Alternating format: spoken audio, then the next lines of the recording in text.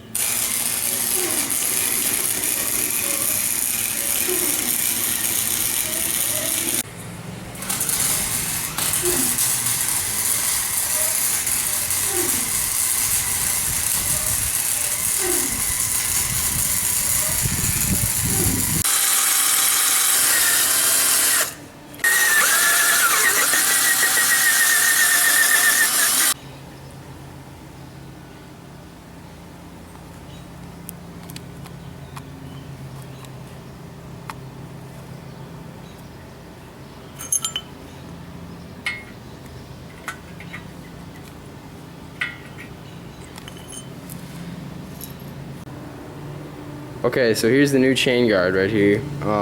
Basically what we did is we just cut out this piece so that didn't hit the little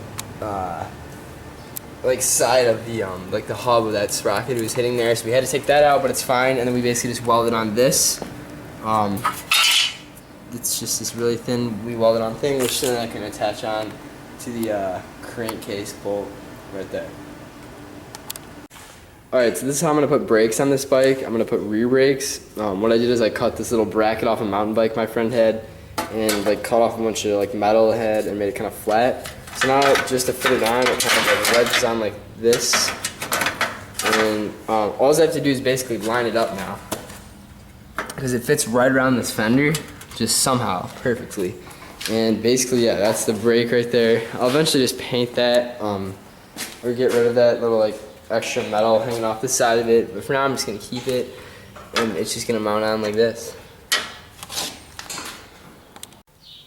Alright, so there's been a lot of things that I've added just here and there that I haven't exactly shown the process of, but I'm going to cover right now. Basically, I've got the exhaust is just a straight pipe.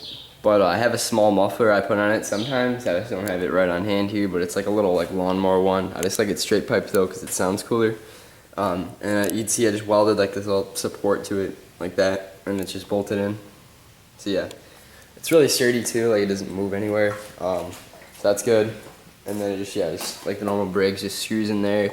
Put that little air filter on it because it doesn't have one originally, and then a new gas cap too. Yeah, you can see the throttle right here. Works perfect. It's really smooth. It's like the smoothest throttle I've ever made in my life. Like it's really good. So yeah, that's nice. And then the brakes, you can see are fully done. They're not the best brakes, but they work great actually. Just like they don't have a lot of movement and the pad's really thin, but I needed it like that because of how thin the actual rim is on this bike. You can see like my thumb next to it. It's really thin. So yeah, I had to make sure that was lined up perfect. But it's welded down all secure, and then there's the cable runs down back up to the handlebar here. It's pretty smooth too. That's all it does though, and it locks up the back wheel. It's pretty good. Yeah, and then just added, well, the battery's in, but I haven't got that hooked up to the headlight, which you can see the headlight right here, which I totally screwed up on. I actually mounted it to the frame, not thinking, and so when you turn the wheel, it doesn't move, but I'm gonna actually just take that off and use that mount for like a little license plate or something, and I'm gonna be building a new mount up here. But yeah, I'm gonna see how it goes without it turning with the handlebars, but we'll see. And then, yeah, that's the switch for it. I just haven't really done much with that yet, but here's the kill switch. Well, yeah, chain tensioners.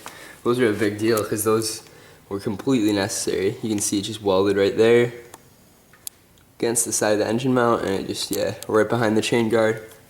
Which the chain guard was actually nice how it worked out. You can see it's mounted in like that. And then it goes down here into the mount, which is right there, you can see. And then this foot peg thing is just really temporary. I just kind of tack welded it on because I needed a place to put my feet when I was riding it, so just did that really quick, but I'll be changing that out in the future. But yeah, I'll give it a quick cold start. Here's the other chain tensioner.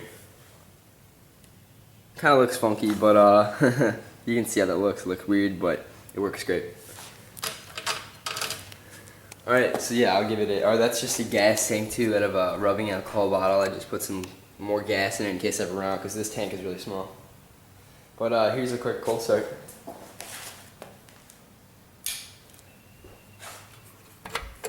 Chokes on.